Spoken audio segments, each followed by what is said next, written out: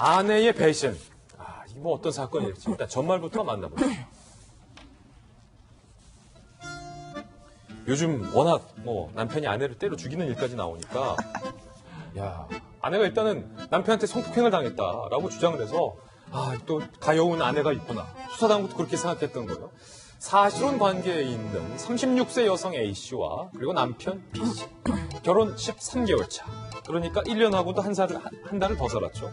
그때 지난해 2월에 아내 A씨가 남편에게 폭행 및 성폭행을 당했다라고 고소장을 제출해서 수사당국도 아내 말이 맞는 줄 알고 수사에 들어갔습니다.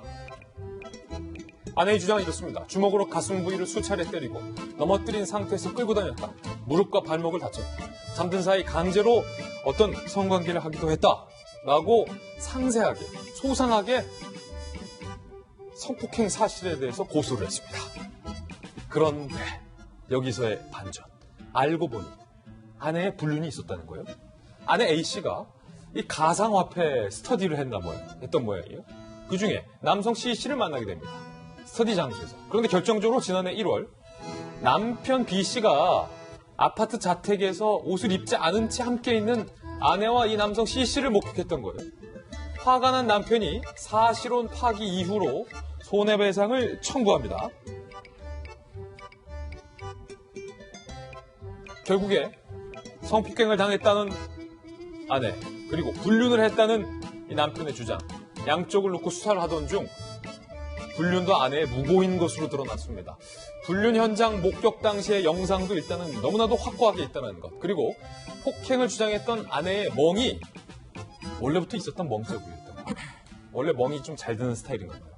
그리고 성폭행을 당했다고 주장하던 날 부부가 카톡을 나눴던 대화 정황 등을 봤을 때 남편이 전혀 성폭행을 하는 것이 아니다. 남편은 누명을 벗었습니다. 그리고 결정적으로 아내가 자백했어요.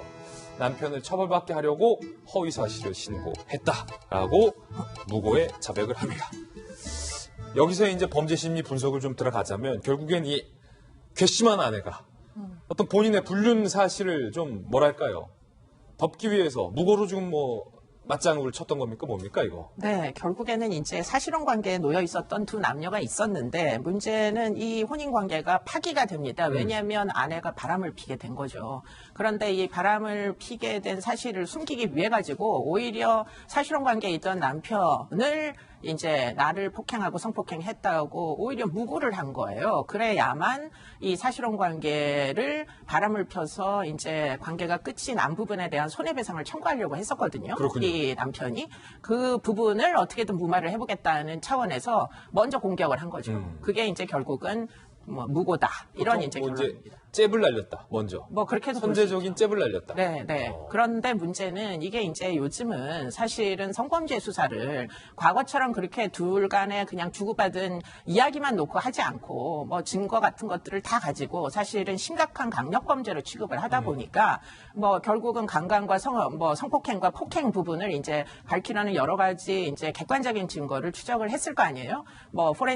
디지털 포렌식이라고 해가지고 여러 가지 이제 문자 기록이나 또는 이제 촬영 그 장면도 있었다고 합니다. 그것들을 이제 추적하다 보니까 이 이제 피해를 당했다고 주장하는 날 사실은 피해를 당했을 수가 없겠구나 하는 객관적 증거가 나와가지고 너무나도 다정한 두 사이에 대화가 있었다. 그렇죠. 성폭행한 사람하고 어떻게 다정할 수가 있을 거며 이미 헤어진 같이 살지 않는 기간 동안 예를 들자면 9월부터 집을 나왔는데 10월 달에 성폭행을 당했다. 자는 동안 이렇게 주장한다거나 앞뒤가 맞지 않는 이야기를 했다는 것이 객관적 증거에서 입증이 돼가지고 이거는 무고구나.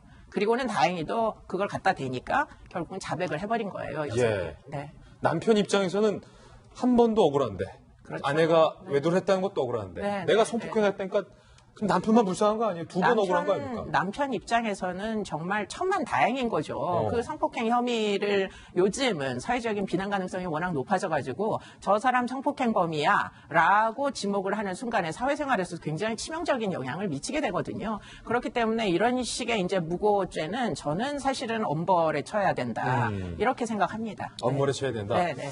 참 이거 남편 입장에서는 붕괴할 수밖에 없는 사건인데 한 가지 근데 궁금한 게 변호사 변호사님. 이게 남편이라고 우리가 편의상 불렀지만 사실혼. 근데 사실혼이 파탄이 됐는데도 손해배상 청구가 가능한 거예요?